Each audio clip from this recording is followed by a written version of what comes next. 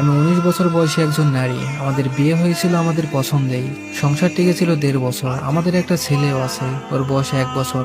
আমার স্বামীর স্বভাব চরিত্র বেশ ভালোই ছিল, শুধু একটু জেদি। অবশ্য তাও সব সময় না, মাঝে মধ্যে। মানুষ ভাবে ওর বদ জেদের জন্যই বুঝি আজ এই অবস্থা, কিন্তু আমি জানি আমাদের সমস্যার শুরুটা ওর দিক থেকে হয়নি। সব সংসারেই তো টুকিটাকি কিছু সমস্যা থাকে, ওরকম আমাদের মধ্যেও মাঝে সাথে ঝগড়াঝাটি হতো। কিন্তু ঝগড়া বাদলে আমি বাপের বাড়ির দিকে হাঁটা ধরতাম।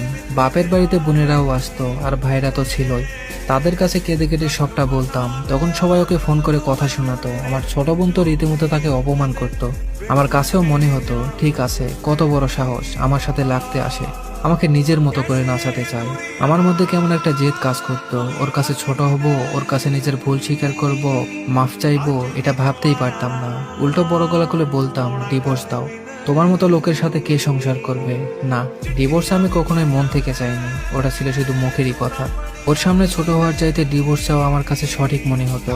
একদিনের কথা আমার এখনো মনে পড়ে। সেদিন একটা ছোট ব্যাপার নিয়ে তর্ক করতে করতে দুজনেই খুব উত্তেজিত হয়ে পড়ি।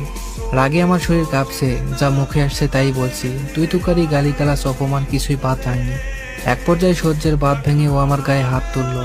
এর আগে কিংবা পরে কখনো আমার গায়ে হাত তোলেনি, কিন্তু ওই একটা থাপ্পড় ওটাই যথেষ্ট ছিল। আমি বাপের বাড়ি চলে গেলাম। আর হ্যাঁ, বরাবরের মতো এবারও নিজের দিকটাই না বলে খালি ওর দিকটাই বলে গেলাম। মানুষের দোষ দিয়ে কি লাভ? সবাইকে যা বলছি সেটার উপর ভিত্তি করেই সবাই বিচার করছে। পরিবারের সবাই বলল, এমন ছেলের সাথে সংসার করার কোনো দরকার নেই, মামলা ঠকে দাও। আমি সবার পরামর্শে মামলা করলাম। ওর নামে নারী নির্যাতনের কেস করা হলো। খুব দ্রুতই ওকে পুলিশ ধরে নিয়ে গেল। ওর পরিবার থেকে মুরব্বীরা এসে বারবার অনুরোধ করলো আমি যেন এই কেসটা তুলে নেই। ভেতরে ভেতরে আমিও চিন্তা করলাম, আচ্ছা, আমার স্বামী কি আসলেই জানেন? ও কি কোনোদিন নিজে থেকে আমার গায়ে হাত তুলেছে? আমি যদি ওকে এত কথা না শোনাইতাম, তাহলে কি ও আমার গায়ে হাত তুলতো? আমার বাবা মা আমাকে বুঝিয়েছিল, আমি যদি এত কিছুর পরে ফিরে যাই তাহলে ভাববে আমি বুঝি অসহায়, আমাকে আরো পেয়ে বসবে, আমার উপর ইচ্ছা মতো ছড়ি ঘোরাবে। একবার গায়ে হাত তুলেছে মানে বারবার একই কাজ করবে। কাজেই নিজে থেকে ফিরে যাওয়া তো প্রশ্নই আসে না। কিন্তু আমার মনের ভেতর কেমন যেন চিৎকার করে বলতো, ও তো এমন লোক না। ও যেদিন আমার গায়ে হাত তুলেছিল সেদিন হাত জোর করে আমার কাছে মাপ চেয়েছিল। এসব ভাবতে ভাবতে আমি মামলা তুলে নিলাম। তবে ওর কাছে ফেরত গেলাম না।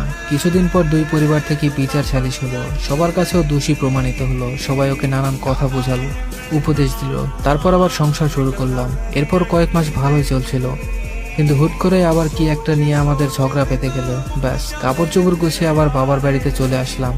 এর মধ্যে শুনলাম ও নাকি খুব অসুস্থ। আমি বাসায় ফিরতে চাইলে আমার পরিবার বলল, এভাবে একটা ঝগড়ার পর একা একা ফিরলে সেটা ভালো দেখায় না। আর আমার বন্ধুদের কথা ছিল, ওসব অসুস্থ কিছুই না, সব বাহানা। আমরা চাচ্ছিলাম ওই পক্ষ থেকে কিছু আত্মীয় স্বজন এসে ভুল স্বীকার করে আমাকে হাতে পায়ে ধরে নিয়ে যাক, কিন্তু এবার কেউ আসলো না। এর কিছুদিন পর ও আমাকে ডিভোর্স লেটার পাঠিয়ে দেয়। ডিভোর্স লেটার দেখে আমার পরিবার সবাই খেপে গেল। কত বড় সাহস, মেয়েটাকে এত কষ্ট রেখেছে, তার উপর ডিভোর্স লেটার পাঠিয়ে দিয়েছে। সবার কথাই আমার কাছেও মনে হলো, ঠিক তো, কত বড় সাহস, আমাকে ডিভোর্স দিতে চাই।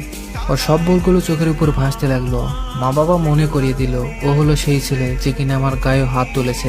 প্রতিশোধের আগুনে জ্বলতে জ্বলতে আমিও ঠিক করলাম, এবার ডিভোর্সই দেব। কে চায় এমন ফালতু লোকের সংসার করতে? কোর্টে গিয়ে ওকে হেনস্থ করার চেষ্টা করলাম। আমার মাসিক খরচ বাড়িয়ে একটা আকাশ ছোঁয়া অঙ্ক দাবি করলাম। আমি চাচ্ছিলাম ওর যেন দেয়ালে পিঠ থেকে যাক, যেন নিজে থেকে আমার কাছে এসে আবার সংসার করতে চাই। আসলে ডিভোর্স হোক আমি তা কখনোই চাইনি, কিন্তু জেদ আমাকে খেয়ে নিয়েছিল।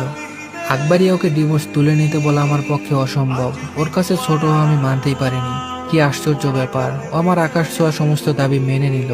আমার ছেলেকে আমি পেয়ে গেলাম, ভরণ পোষণ, মাসিক খরচ, ওর সম্পত্তি সব। বিনিময়ে ও পেল শুধু ডিভোর্স। আমাদের ডিভোর্স হয়েছে আজ 3.5 বছর। ও আবারও বিয়ে করেছে, সুখে আছে বোঝা যায়। আসলে ওর মতো স্বামীকে নিয়ে মেয়েরা হয়তো সুখেই থাকবে। এখন আমার নিজের কথা ভেবে আফসোস হয়। মানুষের মুখে কথা কখনো কখনো ছুরির চেয়েও ধারালো হতে পারে। ও আমাকে একবার থাপ্পড় মেরেছিল ঠিকই, কিন্তু আমি কথার তীরে তাকে ছিন্ন ভিন্ন করে ফেলতাম। শারীরিক নির্যাতন করিনি ঠিকই, কিন্তু মানসিকভাবে কষ্ট দিতাম। এসব কথা আমার বাবা মাকে কখনো বলা হয়নি। নিজের দোষের কথা মানুষ কতটাই বা বলে। মাঝে মাঝে ভাবি, ইস, আমার পরিবার যদি একটু নিজে থেকে বুঝে আমাকে সংসার করার উপদেশ দিত। যখন আমি ওর কাছে ফিরে যেতে চাইতাম, তখন ওর খারাপটা না বলে যদি একটু ভালো দিকগুলোর কথা মনে করতাম, আমি যদি নিজের জেদ নিয়ে না পড়ে থাকতাম, একটু ওর কাছে নত হতাম, তাহলে হয়তো আজ আমাকে এই দিনগুলো দেখা লাগতো না।